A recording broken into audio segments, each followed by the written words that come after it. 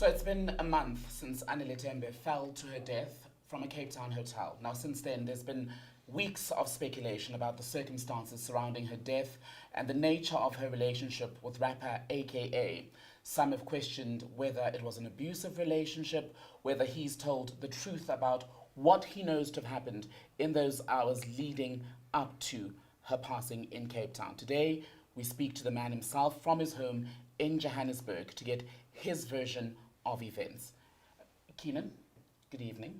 Good evening. Thank you for speaking to us. Thank you for taking the time. I think a lot of people are wondering at this point, because we haven't seen or heard much of you, a lot of people wondering, especially your fans, how you are doing. How I'm doing? Well, obviously I'm in a state of grief, sadness. For me, Anele was, still is my whole life, my wife, or my wife-to-be. I wake up every day, I'm numb. I find it very hard to get up in the mornings, to make it through the day. I'm in grieving and in mourning. There's so much noise around everything, and there's so much that's going on that it's hard for me to take the time and to find the time and the peace to mourn and to grieve. My thoughts are also with her family. It's not just my loss, it's their loss as well. With my family, it has been very, very, difficult for us as well, because at the end of the day, we were going to become one family. And I just feel like all that potential and my whole life has kind of been pulled out from underneath me. So I never wanted to lay things bare. I never wanted to really be in this position and have to explain. I just wanted to mourn and grieve. But I think the events of the last week or the last 2 or the month or whatever you want to call it has really put me in a position whereby I now need to tell the truth. And I need to speak, and my voice needs to be heard, because people want to know from me, what my explanations or my answers to their questions are. And going into this interview, it's very, very important for me for people to understand Anele was and is my absolute world. And for me, it's about preserving her memory, her legacy, and for her to be remembered in the right way. And I will do anything to protect that, and that she's remembered in the right way, which is creative, fun, talented, the most beautiful girl I ever laid my eyes on. So it's hard for me to sit here and talk to you tonight. And I just want people to know that and myself, my family, and also my thoughts go out to the Tembe family. We are grieving, we are hurt, we are in a place, I'm in a place that I've never been in before. It just feels so desperate for me. Yeah. And let's talk about that day. It was the 11th of April in Cape Town when a lot of us started to see the news on social media. People started tweeting saying something has happened outside a hotel. And then came the tweets that said, AKA's fiance is thought to have jumped from a hotel. Yeah. Where were you as all of that was happening on that day? Well, I think it's important to tell the story of the whole day.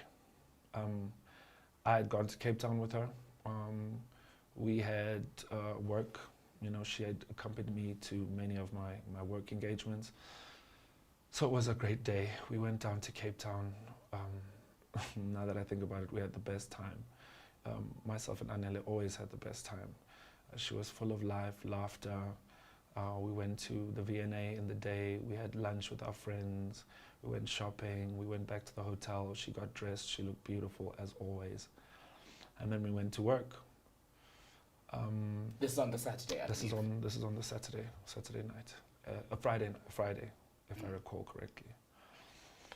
And we went to work. We came back round about 11:30 side. Obviously, it's curfew. We came back with some friends, and then the friends left. And then prior to that, week of us going down to Cape Town, myself and Anele had been having a particularly difficult week in our relationship. Lots of disagreements, arguments, and so forth. But we felt we had been kind of given some sort of reprieve. It was a good day, so we took it upon ourselves to say, all right, well, now we're together, there's nobody around, change of scenery. Let's begin, talking about our relationship, because we had, just become husband and wife. I had just paid lobola, I think 2 weeks previously. So we were looking at our lives through that lens. How can we fix our problems? How can we go forward, and how can we build on the issues, or build past the issues that we have in our relationship? What were the issues? Before I get to that, so we sat down, we spoke, and naturally we started disagreeing again, arguments, and things, got more heated, to the point of it was, the early hours of the morning. So at one point, when things really kind of started to take a turn for things, I decided it would be best that I remove myself from the situation. So I decided, you know what, I'm going to, gather my belongings, I'm going to leave the room, book myself into another room, and hopefully things will simmer down. Got to a point where we argued more, and she, the thing that really breaks my heart, and I still, I have her ring, with me. It's really the only thing that I have of hers, of her belongings. And she took it off, and she kind of threw it at me, and we said, very mean things to each other. And so I left the room, came back to the room because I had taken her phone. And obviously, we continued to argue. And then things took a turn for the worst when, we had gotten to a point in the argument where Anele had kind of threatened to kill herself, or to, jump off the balcony. She didn't say in those words, though. And I had called reception for security, and I kind of tried to remove myself from the situation again, and I think maybe out of panic, I didn't want to be there or kind of feel that this was going to happen. I kind of wanted to remove myself from it, so I went to the bathroom, and when I came out of the bathroom, she wasn't in the room. So she wasn't in the room, and so then I look around the room and she's not there, and I go to the balcony and I look over the balcony and I look down to the street, and that's where she was. So you were in the hotel room, but not where she was at the time that she said to have jumped? The events are blurry because I didn't really lay eyes on her from the time I made the call to security. I kind of, the phone was over here and the balcony is over that side, so when I made the call, I kind of just tried to get out of the situation.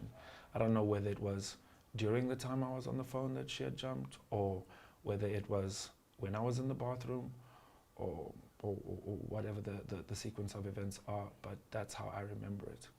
So it must have been a disagreement that lasted several hours then, because you said you came back from work, which you were gigging in Cape Town. Yeah. So you get back to the hotel, you start to talk about these issues that I'd like us to get into at some point. Mm. From then to when she eventually, as we're hearing now, jumps from the balcony, which was like daylight hours. Yes. Were you with her all the time, except for that brief time where, of course, you went back to the other room that you'd secured?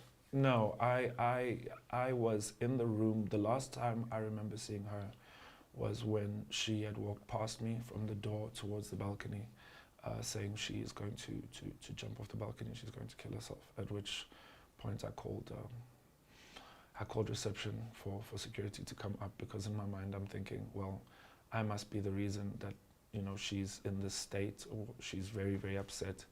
So I need some assistance. I need to call downstairs and see if somebody can come intervene. And I put the phone down. I went to the bathroom just to kind of take a breather, and when I came back, she was gone. Where was the help then, between when you go to the bathroom and when you make this grim discovery? Did anyone actually come from the hotel? No, nobody came. And a lot has been said about the nature of the relationship, right? A lot of people were seeing in the last week or so videos of other disagreements that you've had. A lot of it seeming to be quite in the extreme as far as disagreements go. What were the issues that you were trying to iron out in Cape Town? I think as a couple, we did have a very tumultuous relationship. I put that down to being about passion. We're both very passionate people. We passionately loved each other very, very, very, very much. That is why we wanted to build our whole lives together. But I think passion goes both ways in this case. Disagreements that we had could be quite intense. And on that day when we were speaking, it was about a variety of issues in our relationship. Issues that I don't feel I really want to lay bare because Anele is not here to speak for herself. Anele is not here to give her side of the story. But what I can tell you is it was like any other relationship in which there were problems and issues and insecurities and just things that people, you know, especially with our life, me being in the public eye, that, you know, were going on in our relationship. And there was a lot of passion. And speaking to the images of the last week, I understand what it looks like. I understand that I need to own that. I understand that I could imagine, I regret it, and I can only imagine how I must have frightened her, how scared she must have been. And it's not something that I'm proud of. And it's something that I need to own.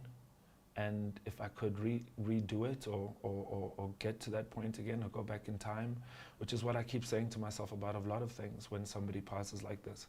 I keep thinking, could I have done something different? Could I have done better? Could I have done this or could I have done that? And that kind of torments me every single day. But I know that what I am not is an abuser. I am not somebody who would abuse Anele because I treated her like gold. She was my everything and still remains my everything. I would wake up every single day thinking, how happy could I make this person today? That was my mission. And that for me is why I'm so heartbroken and why I'm so completely shattered, is because that big part, that piece, that center of my life is gone. So I understand how it looks, but I want people to know that I loved her with all my heart. And that is why she said yes to marrying me. That is why her family said yes to me paying lobola for her. And that is why ultimately we wanted to build the rest of our lives together.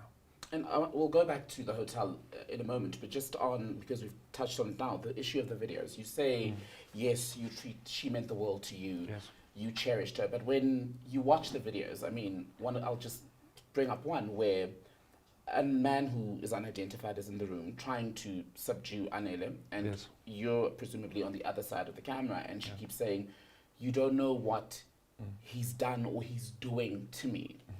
Now, to those of us looking in from the outside, those don't sound like the words of a woman who was well taken care of and always felt loved.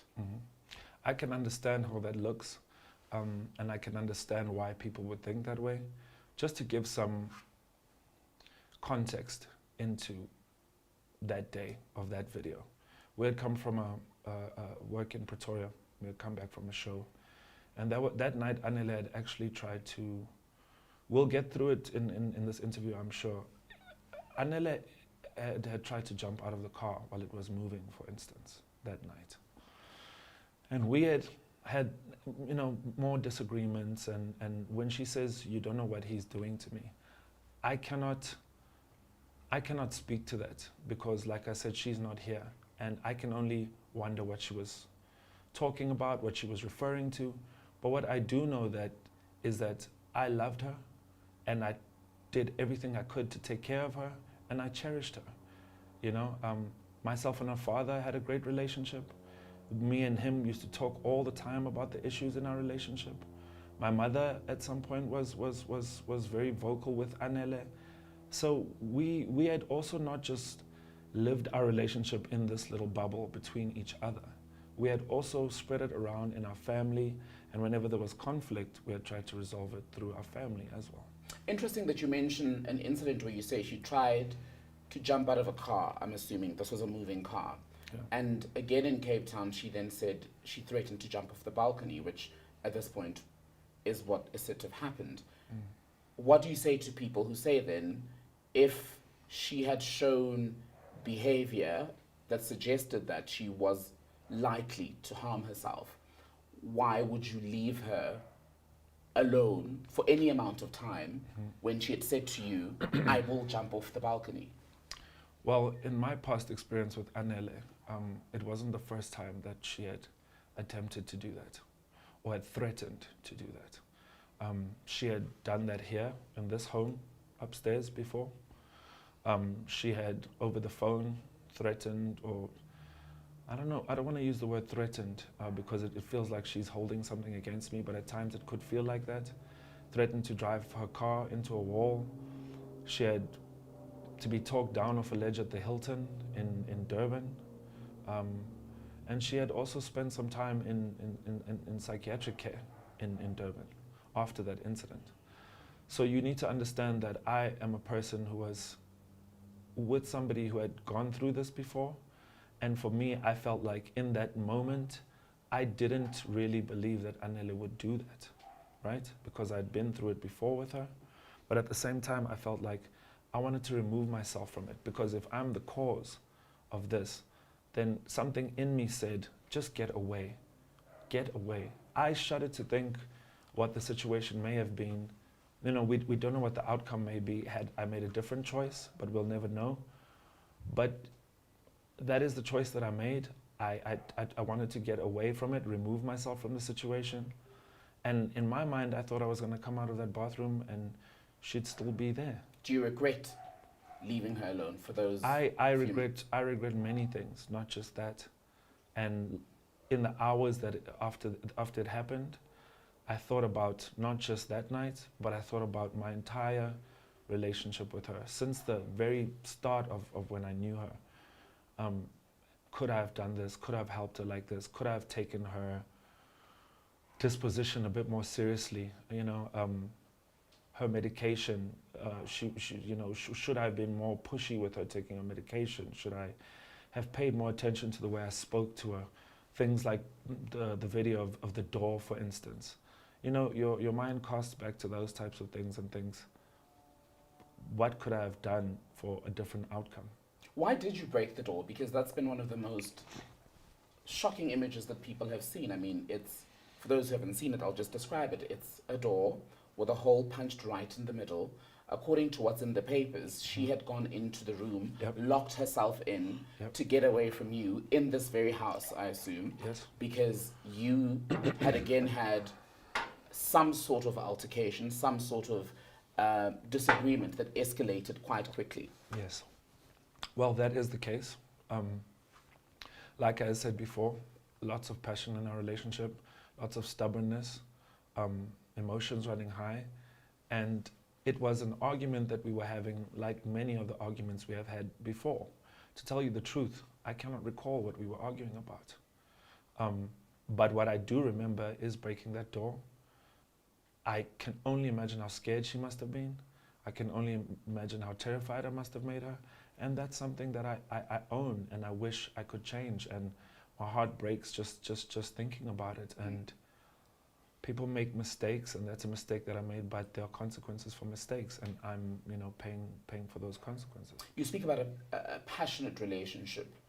Many relationships are passionate. Very few people end up with their partner locked in a room, and so passionate are you about an issue that you don't even recall, as you say now, that you go to the extent of breaking a door.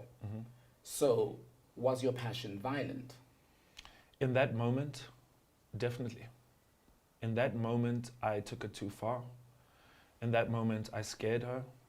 In that moment, I wasn't the man I was supposed to be towards her. Was it the first time you had scared her in that way? Not in that way, no. I don't recall scaring her by breaking down a door before, no. Had you ever hit her? No. What, apart from the incident with the door, what other violent, maybe not you hitting her, but what other violent incidents do you recall between the two of yourself? Define violence. Where, for example, there's breaking of doors, there's the trashing of a room, Oh, that type be it of in the stuff. house or at a hotel. It had happened before. It had happened before on both sides. Myself and Anele, like I said, were very stubborn, very steadfast, and could be quite volatile. Were there drugs involved? Drugs involved in our relationship? Did the two of you take drugs either together or as individuals? Well, for me, when it comes to the issue of drugs, I've been in the entertainment industry, in the music industry, for nearly 20 years now. Have I tried drugs before? Yes, I have. I can say that without question. On the part of Anele, like I said, Anele is not here, and I'm not going to speak and delve into that on Anele's part, because my job is to protect her memory, my job is to protect her legacy, but I can only speak for myself. So obviously, being in this entertainment industry, being a musician for so long, you're exposed to these things, you're around it, and I have tried them before, yes. But more specifically, was there drug use during your relationship from your side then, because you say you won't speak for her, especially on the days where No. there were these clashes? No, we went out, we would have a good time, we'd come back home, most of the time everything would be great, we'd smile, we'd laugh, and in those times where things didn't go well, things could get quite volatile. What do you say to someone who's going to watch this conversation and say they find it very hard to believe that this was just normal couple disagreements or just normal anger outside of the abuse of any other substance, be it drugs, alcohol, or whatever, when you look at just how high-pitched everything was from what we've seen? I think that people haven't seen everything. I think that for me, experiencing it and living in it, to know the whole story, everything that encapsulates myself and Anele's relationship is privy only to us. Only we know the full story. What's out there and what people consume is unfortunately the tip of the iceberg of what they may consume. So I can understand them having that type of judgment or that type of opinion, but all I can do is tell the truth and how I live through it with my wife.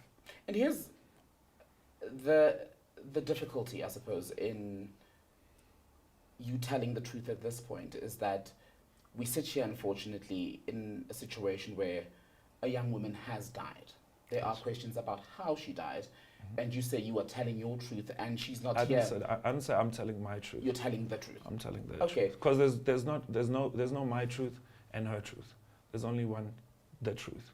Yeah. And the issue I'm saying with that is, for those of us who weren't part of your relationship, is we don't know if this is the ultimate truth, precisely because she's not here to either corroborate or refute what you're saying. Yeah. Yeah, she's not here. So, like I said, we're having a conversation today, and you're posing me the questions that a lot of people want to know. And I never wanted to be in this situation where I have to lay these things bare. I am grieving, I'm hurting, I'm mourning. Worse than I can't do anything. I can't perform. I can't work. I can't do anything. Now I'm saying that because I cannot function. I cannot function as a person without Anele. Anele was such a big part of me, of my existence, that I am still trying to come to terms with what my life is like without her. And that is really where I am. So in amongst all of this noise, I found it that I need to sit down now, and it's been a month, and if it were up to me, I would take as much time as I can to grieve, or to give the family time to grieve. But that isn't the case because I'm a public figure. So I have to speak, and I have to answer questions, and that's what I'm trying to do to the best of my ability. I wish Anele was here, but she's not. And you say, Kiernan, that you loved Anele, that you guys had a passionate relationship, to use your word. Do you accept that it's quite possible to be in love with a person and equally be in a toxic relationship? I think that's possible, yes. Is that how you would describe your relationship? No. I would describe my relationship with her as loving. We adored each other. We absolutely adored each other. I was so lucky because when lockdown started, I got to spend every single day with her for the last year. And I really got to know her on so many levels. And she was amazing. She was everything that I ever wanted. I don't know where I'm going to find another Anele. I don't know how to compute it. My mind and my soul doesn't know how to deal with. I just feel like I'm just floating from moment to moment, and it's a pain that I will change me for the rest of my life. I'll never be the same again. So to label it toxic, no. Did we have difficulties? Yes. But is it not possible for the two to coexist, the love and toxicity, when, yes, you've got the loving moments, which are great, but you also have the extreme lows, which aren't just the usual, I'm not taking your calls. These are lows that involve the breaking of doors. They involve videos of a woman crying hysterically on the floor, calling out for her mother. They involve, now we're hearing reports of her friends saying, in fact, what was going on was abuse. You're saying that's not what happened. Mm-hmm. But how do you, let me phrase it this way, how do you balance those two? Because you can't look at one without the other. Yes. You're talking about toxicity and love. Like I said, it's possible to be in a toxic relationship and be in love. I just wouldn't characterize our relationship as that relationship that was toxic and in love. I believe that our relationship was one that we were building towards the future. It was one in which we took the ultimate step to be with each other forever, for the rest of our lives. And one that I put my marker in the sand and I said, this is going to be my life partner. Mm-hmm. And that is how I feel about it. I cannot reduce our relationship just to a toxic in love. It was a serious thing. It was my wife forever. So I feel like to draw parallels like that, yes, you can talk about the highs and the lows. And to the outsiders, you know, it might seem extreme, but in our reality, we were 99% of the time in love, and things were amazing, and we were building a future together.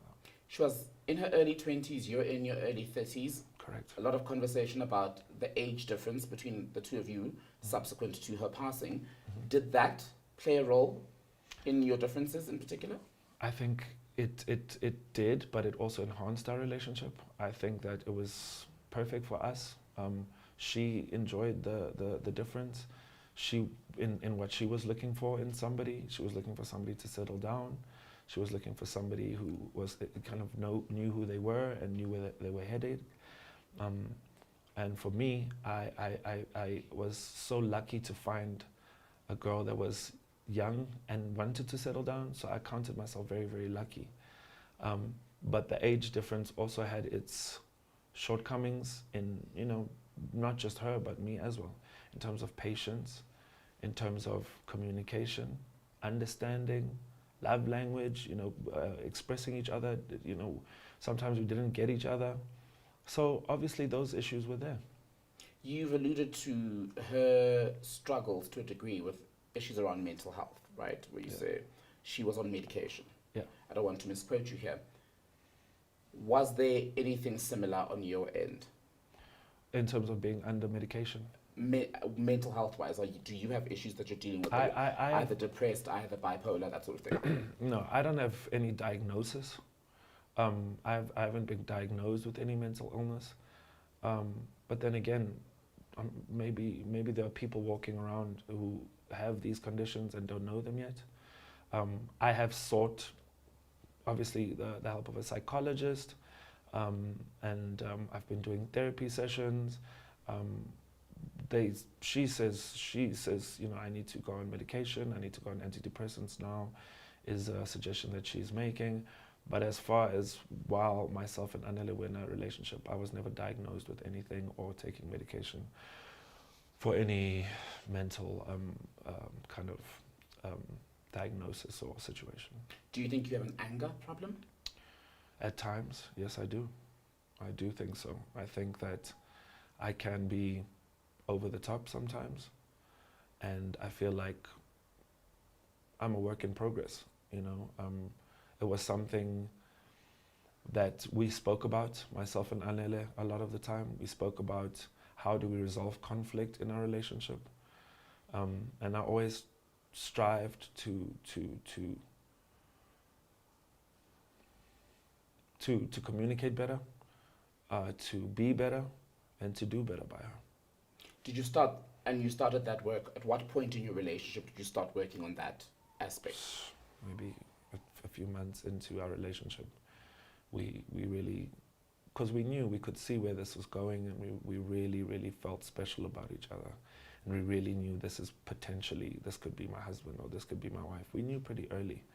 So we kind of started taking a very serious view of our relationship very early, and started trying to mold each other into where we ultimately wanted to go in life.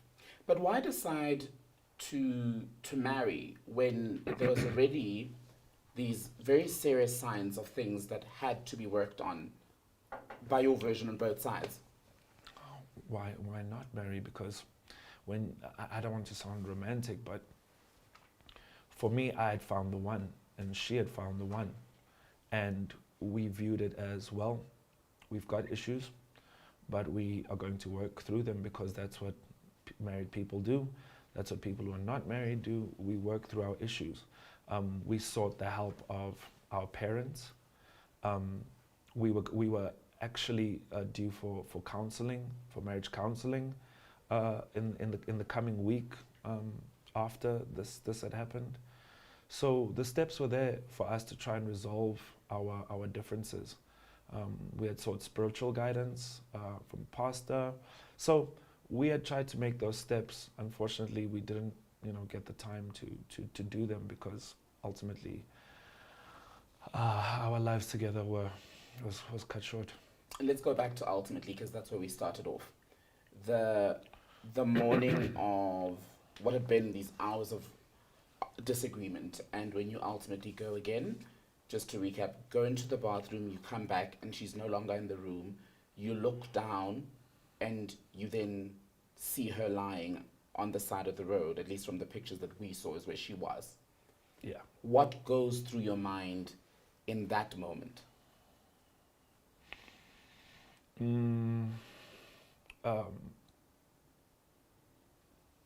I just started screaming, "Oh my God, oh my God, oh my God." It's something that's ingrained in my mind forever. It's not easy to think about. It's not easy to talk about. I remember going out onto the balcony. By the time I had made it out to the balcony, there was a gentleman to my left who was already on his balcony, just to the side and one up. So I looked out and I looked down, and as I kind of reeled back, he was standing there. I don't remember saying it, but I just started screaming, "Oh my God, oh my God," and just losing my mind. And as soon as, I kind of made sense of what was happening, it maybe after about 10 seconds or 15 seconds or so, I ran next door to where my friend was, started banging on his door, just hysterical, and he opened the door, he dragged me up off the floor, and that's where the whole nightmare began. Everything just started moving, and people, and my friend went down to downstairs, and I wanted to go down, but they said, "No, don't, Do you stay in a room? No, I was next door, so I'd ran out of our room next door to my friend's room. And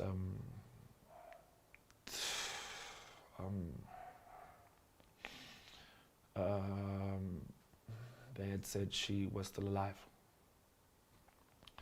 So that made me go even crazier, because I had seen her. So I started thinking, there's no way. We were staying on the 10th floor. There's no way she could have survived that. Why are you telling me this? Like, you're only messing with me. Don't tell me something like that,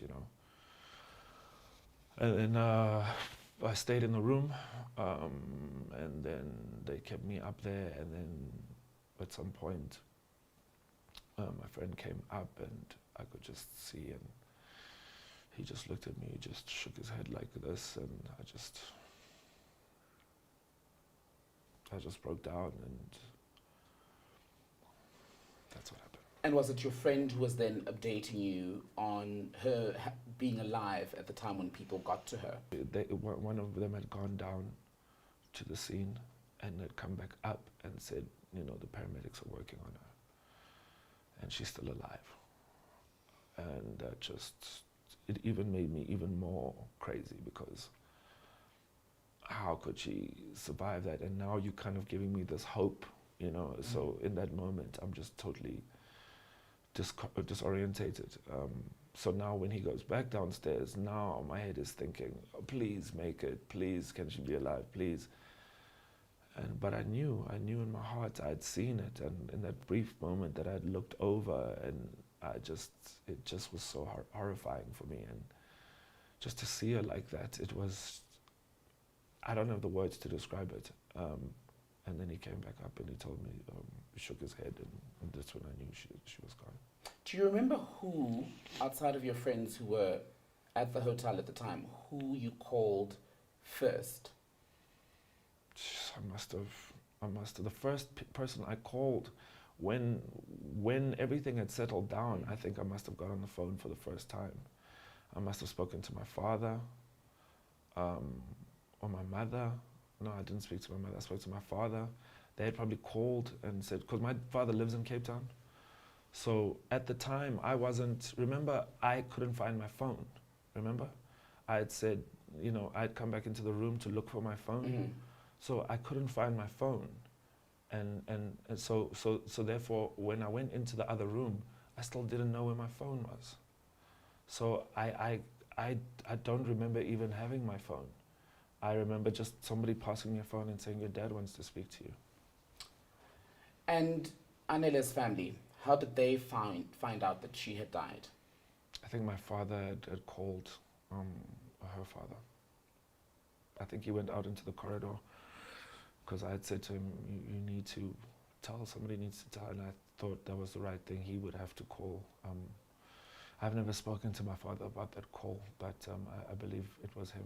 So he came to the hotel, your father? My father came to the hotel, yes. And what was the conversation between you and Anele's family the first time you were able to speak directly, and how soon after her death was that? Well, after I'd gone to the police station, the detectives had come in and asked me questions and taken pictures of I had to take my shirt off, and they were taking pictures of my hands to see if there were any marks or under my fingernails, stuff like that they had to do. And then they took me to the station late at night, and they made me strip and looked, and they did all of that stuff. I went to a different place to stay.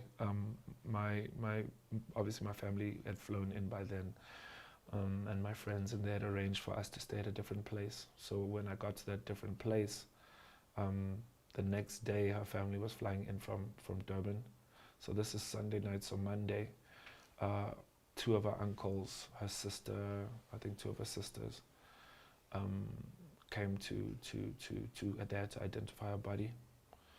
And after doing that, my father, I think, was there as well. They did that, and then they came to where we were staying. And we sat down and we spoke a little bit about, condolences and so forth. Obviously, they were visibly hurt, as they should be.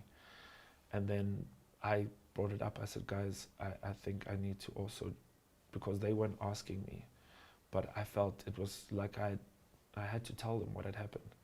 So I told them what had happened, as I told you now, and then they kind of nodded, they kind of took it in, and we spoke a bit about arrangements to get her body back to Durban, and then they left.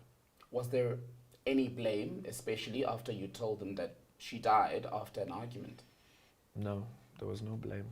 They didn't blame me in that moment. They didn't say anything. If anything, they were quite compassionate and quite mournful with me. They could see I was in a state. I could see they were in a state. So there was none of that. Let's get to the day of the funeral. Anele's father had a written tribute that was read out by a close family friend. In that tribute, he then says that she was not suicidal. He did not know her to be suicidal. Without saying that she had been on drugs, then makes a point about young people and drug abuse. Mm-hmm. Why do you think he made that comment? Well, I can't speculate as to why he would say those things. I can't speculate as to why that was his statement, but what I do know is that I think culturally, for what I can think of, I think culturally, mental health and depression, especially suicide, culturally in terms of the family as well, it's taboo. It's a no-go area. It's something that won't happen to our child. It's something that couldn't have happened. But I also know at the same time that he was well aware that Anele was on medication. We spoke about it many times. We had spoken about her sometimes getting off her medication, not being on her medication. We had spoken after she had spent a week in Asiko, psychiatric hospital in Umhlanga. Mm-hmm. So he was well aware that she had stayed there for a week. He was aware, because me and him spoke at length about her suicide attempt in Durban. He was the one who picked her up from hospital. So we had spoken many times. And it wasn't just us.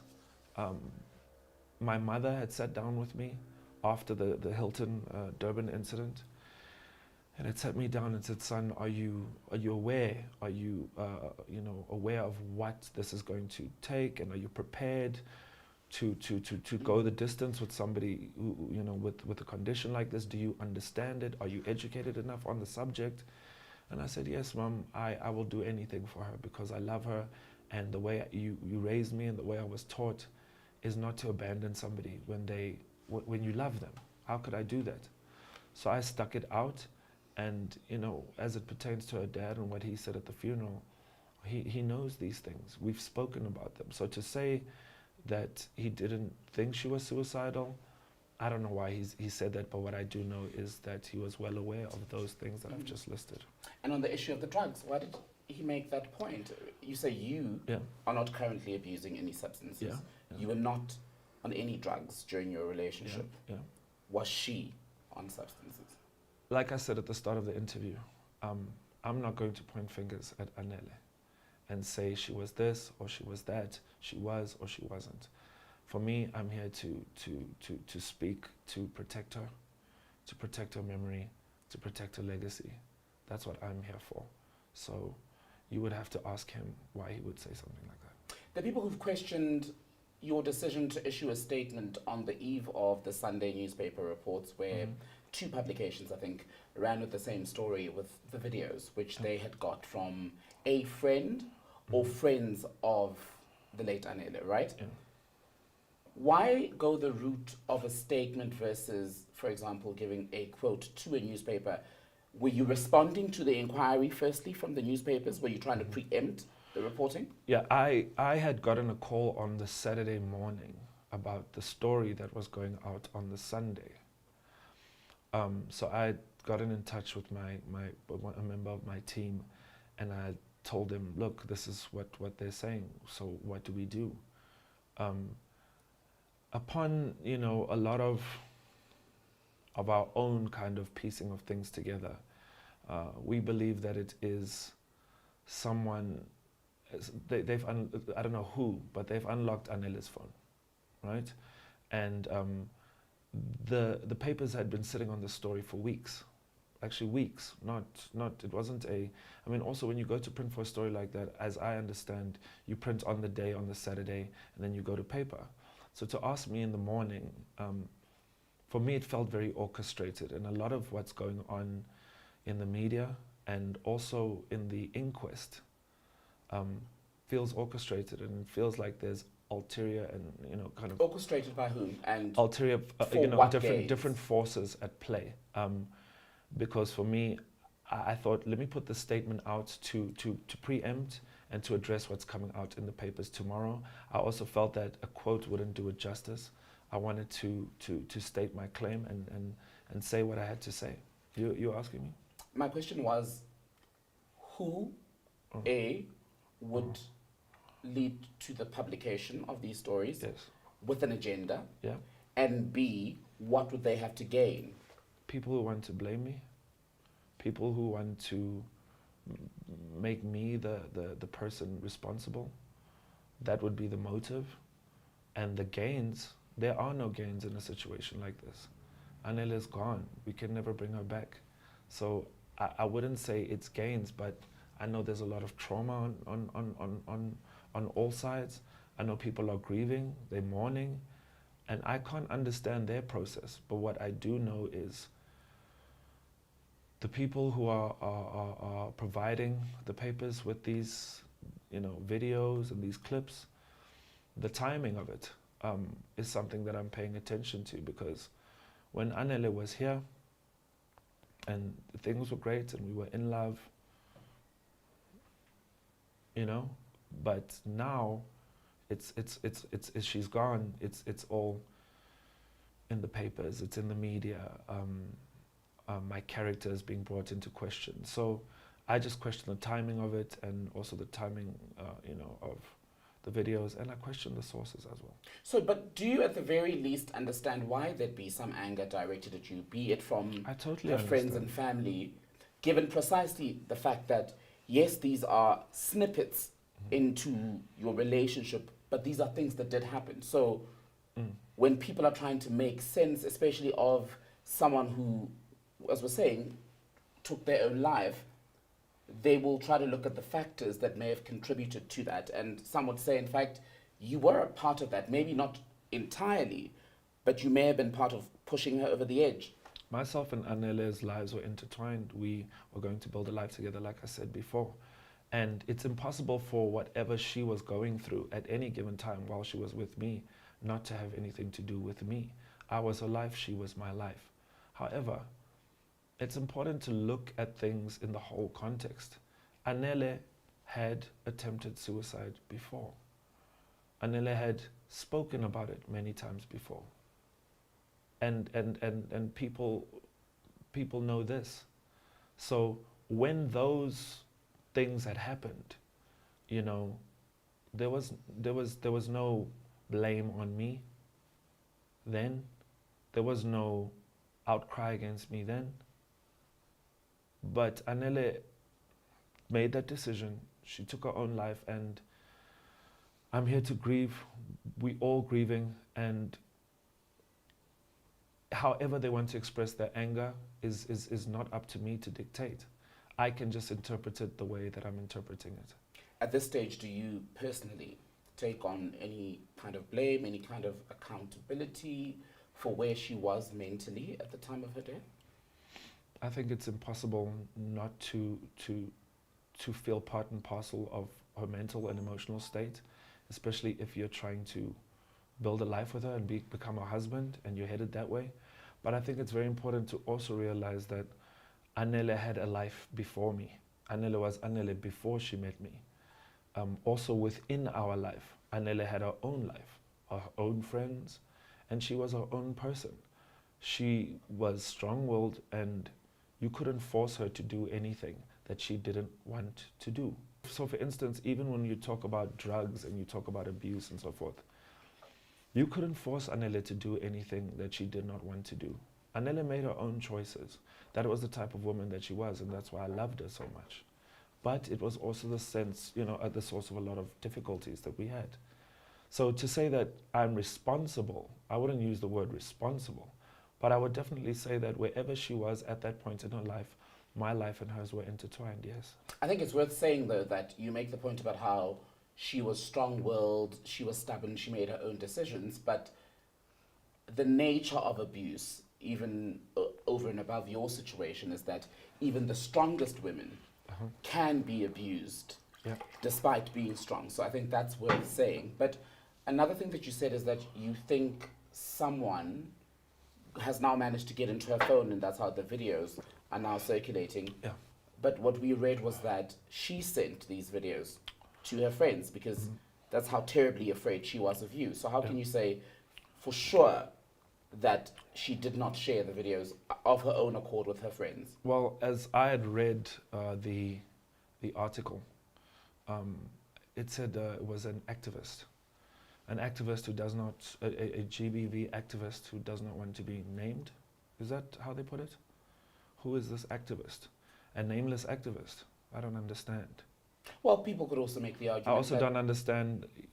Every source is nameless. Everything is nameless. There is no accountability. Nobody is. So for me, it is in my opinion, and also for reasons that I can't disclose. There is information that has shaped my opinion, and that is my opinion. My opinion is that it is not a friend who has decided to step forward all of a sudden. what is that information that has shaped your opinion? I can't disclose that information. Do you believe it is her family that's behind what's going on? I can't point any fingers at her family. When last did you speak to the Tembe family? The last time I've spoken to the Tembe family in particular, her father, was the day after the funeral. I had gone to, see him the day after the funeral, before I was supposed to fly back to Joburg. I thought to myself, well, the right thing to do is to, like I had explained, because there was no time for closure. We had the arrangements for the funeral. We had the arrangements for, everything. It was hectic, flying her body up, all of that stuff. So we didn't have the opportunity to sit down. So I took it upon myself to say to him, Baba, listen, let's sit down tomorrow if you can, if you're willing to meet and if you have time. And he said yes. So I went back to their house and I sat down with him and I looked him in the eye and I attempted to give him the closure of what had happened. What was that closure? Was it you recounting the events of the day his daughter died? Well, for me, if I was a father, which I am a father, if something like that had happened, I would want the person who was with her to come to me and explain to me exactly what had happened. So I felt like I shouldn't just, it's the end, it's the funeral and off I go into the sunset. I need to go to him. He gave me his daughter's hand in marriage. So therefore I need to go sit with him and explain to him and recount to him the events that led up to this tragedy. And what did he say to your explanation? How did he receive it? He received it like a grieving father. He received it like a mournful father. He was upset. He was sad. He was heartbroken, and so was I. What do you mean upset? Upset more towards sadness and heartbreak, or upset more towards not quite furious, but leaning towards anger? I would say upset in the way that you've just lost an amazing, beautiful child that you've kind of, has gone into the world and you've tried your best to raise, and this tragedy has occurred and you're upset in the way things have turned out. It's hard to pinpoint to say he felt like this or he was leaning here or leaning here. He's shattered, just like I'm shattered, just like her family's shattered, just like my family's shattered. In your statement that you've issued, you refer to innuendo both in and around the funeral, but also at the service itself. Mm-hmm. What were the comments that you found troubling during the service? For me, it was at the time I didn't understand it. I think I have more clarity on why. I can only, like I said to you, I can only guess why. I have my own opinions why, but the innuendos were the ones of that she did not commit suicide. Also, the police minister being there, speaking, I didn't understand that. I didn't understand. I can understand, maybe he's a friend of the family, but the way it was done, I felt like there was kind of an undercurrent of something didn't feel right to me. Explain why that is, especially because not everyone watched the funeral and heard what the minister said. Yeah. What were you told about his presence, and what did he say that makes you now look at his presence with some degree of suspicion? Well, I think it's strange for me because I was her husband. I had paid lobola, right? So I thought that I would have an opportunity to also speak at a funeral to pay tribute to her. And I communicated that to the family through the person on my side who was handling things through to the family. And I got there and I sat down and I opened the book of the memorial and my name wasn't there. Were you told it would be? I was under the impression that I would be able to speak. I have a full, eulogy written out for her. Maybe one day people will hear it. I think that people deserve to hear it one day. But I was under the impression that I would. I also was under the impression because of my husband, because I'd taken care of because I took care of the funeral arrangements, made sure that I buried my wife with dignity, in peace and with love and with care.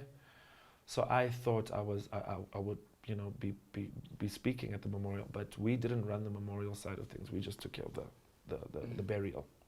I want us to clarify the issue of the police minister, so that when this there's no ambiguity around why you were uneasy with that. Yeah, I'm getting to it. So after I see that I'm not being permitted to speak, I kind of take it in, and then I listen to the dad's kind of testimony, and then about she not committing suicide, and then the police minister wasn't scheduled to speak. But then they said something about we have to observe him and please, he has to come speak. And then up he comes to the podium and starts speaking. And I just felt like there was a lot of, something didn't feel right to me. Are you accusing the family and the minister of anything? I said something didn't feel right to me. Something didn't feel right having his presence there along with the father saying that this was not a suicide. The two together for me didn't equate. And did you take that up then in your meeting with Anele's father the day after the funeral? Yes, I did. I said, I don't understand. Why did you say that she didn't commit suicide? And his explanation to me was that he wants to preserve her memory.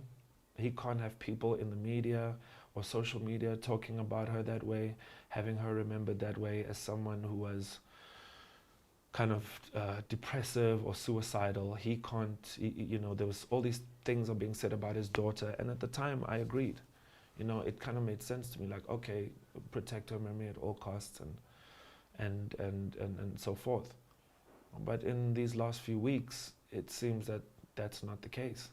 It seems that as time goes on now, I'm going to seem to have to lay more, out there about the nature of our relationship, the nature of our differences, and ultimately the nature of her and me and the life we had together. But how does that link to what happened at the funeral? You now needing to speak and reveal more about your relationship. I also feel that linking to the funeral, we're talking about the minister, right? And we're talking about the innuendos, because that's where the genesis of this discussion was, this question was, right? It's also in the fact that there are certain things which don't sit right with myself and my legal representatives. We asking the questions, for instance, like, what type of inquest is it when, obviously there's a trial by media, obviously there's going to be a trial by media, but also, for instance, Zinhle being interviewed, detectives flying up from Cape Town to interview Zinhle. Why? What is the direction of this inquest? Am I a suspect? And also at the same time, as far as I remember, I'm a husband. Mm-hmm. Why am I not being updated on the status of the inquest? Why is it just that side of the family that's being updated? So these are kind of inconsistencies that we kind of are kind of perched up, and we think, well, hold on a minute, that doesn't quite sit right. How do the newspapers know certain information? How do the papers know I was interviewed 3 times? How? What were you told when you were interviewed 3 times? How do the newspapers know that Zinhle was interviewed by a detective? How do they know that? Those are the questions that we're asking. So when you ask about innuendo, and you ask about him saying that there was no suicide, and you ask about why I felt something wasn't right about the minister being there, that's what I'm talking about. Are you suggesting that the police are out to get you? I'm not suggesting that the police are out to get me. I'm requesting clarity on what is the status of this inquest.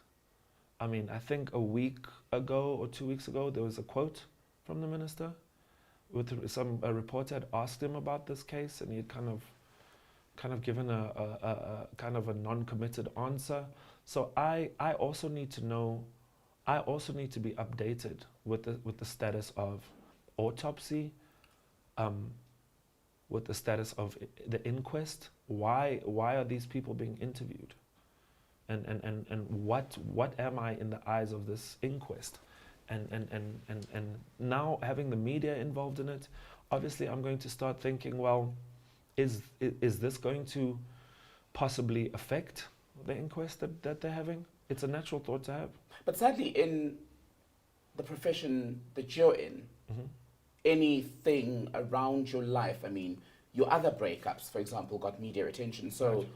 it'll no doubt get even more coverage now where your fiance, your wife actually, because you get paid lobola, has now died, and we're seeing all of these allegations being made against you. So that will, without a doubt, make headlines. Do you accept that? I accept that and I understand that 100%.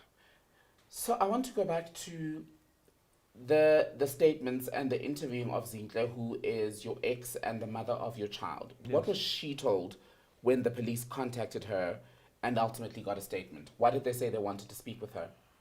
They say I haven't spoken at length with her. Most of the communication was done between the detective and her lawyers. But from, speaking to my legal representative, it was along the lines of, has he ever been abusive towards you? Has he ever hit you? Stuff like that. And she said no.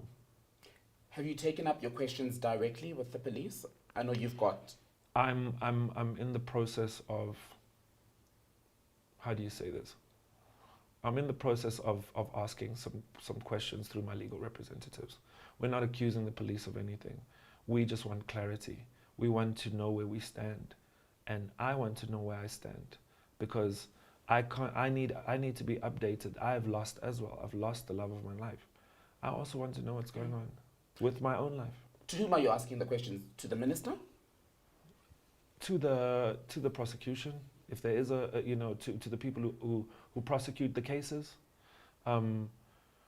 because ultimately an inquest is to gather evidence and then build a case and then launch an investigation. As I understand it, I'm not a legal expert, but we'll be asking questions in the right legal format, through the right legal channels, to the right people. So as you sit here today, knowing what we've all seen published in the media, can you confidently say that there is nothing else that will come out, either through the media or that the police may bring forward, to contradict your version of what happened on the day Anele died? If there's anything that could come out to contradict what I have told people that happened that day, is there any chance of that happening? Yes. Is that your question? No. I have it burnt into my head, into my memory. This is the most traumatic space of when an hour or whatever, 2 hours or whatever the time frame may be of my life. I've given three statements on the same day, and then I've actually given statements on paper. I've had to recount the story many times. I've recounted the story with the same detail, and I want people to understand that I may have my flaws and Anele may have had her flaws, but it's just not possible. It's just not possible for anything other than what happened that day to have happened that day. I love this woman so much. I loved her with everything. I don't have the words. I wish I had a time machine. I wish I could go back. I wish I could change things, but I can't. And it doesn't feel real to me. Nothing feels real to me anymore. I'm just floating around, just moment to moment. And No. So there's no reason as we sit here today for the police to either take you in for questioning or any other reason? I will cooperate with the police as much as needed, as I have before. But I do want some clarity on what is going on with the inquest, what is going on, where are we standing, because nobody is giving, because you must remember, my family has lost. They don't want to see their son go through this. They don't want to see this happen to anybody's daughter. So we are on our side, the Forbes family is sitting, and we're not getting any information. We don't know what the status is. We're just kind of being led along through the media, through at the mercy of other people. Let's talk about you then as we end, talk about the personal implications. So whether you are named as a suspect or not in this matter, the reality is it is bound to have some sort of effect on your work as a performer and entertainer. I know you performed in Bloemfontein recently. You've pulled out of Joburg Day for legal reasons while you go through everything that you're dealing with. Well, for me, it's not legal reasons. For me, I've pulled out because I need to focus all my efforts on trying to find some sort of moment of peace in all the chaos. You know, I kind of need to find the eye of the storm, and I can't be functioning. I can't be a functioning performer. I can't be a functioning musician, recording, writing, all of that stuff.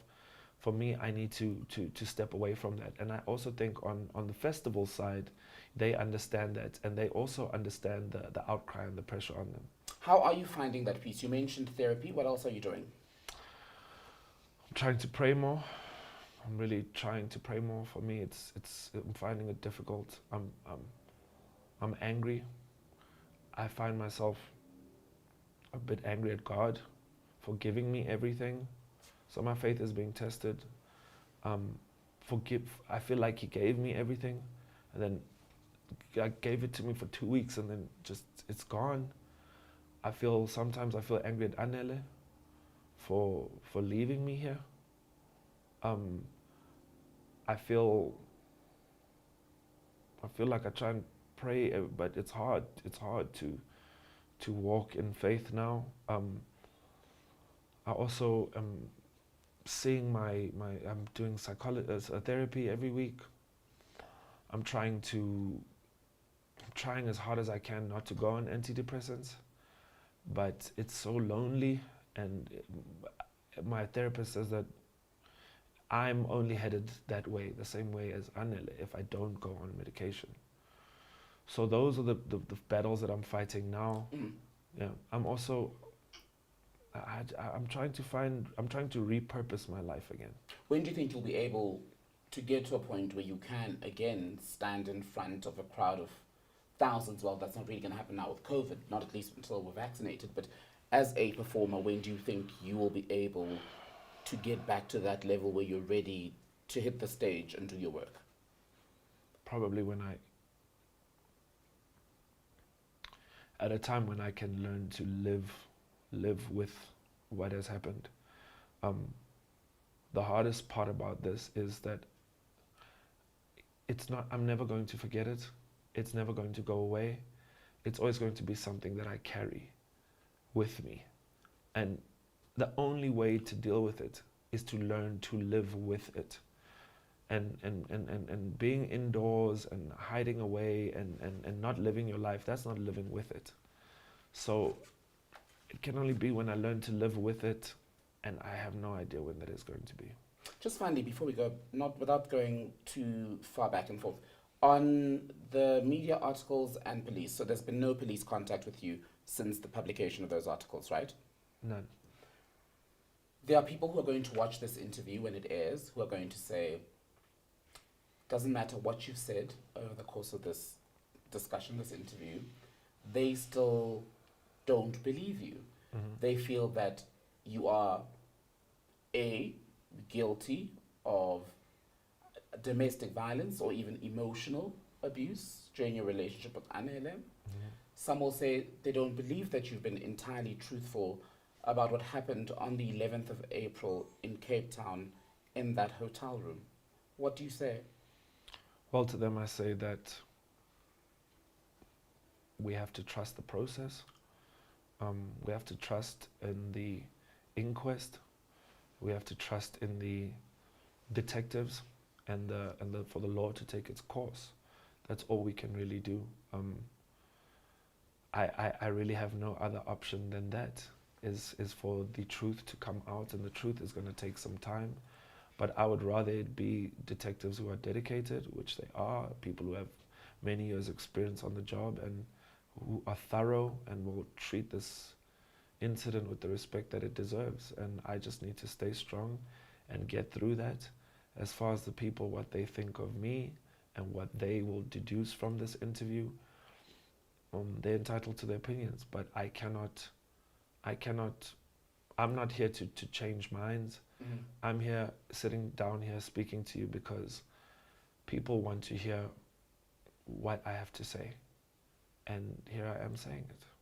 Will you reach out to the Tembes? If necessary, to convey condolences, on anniversary, on her birthday,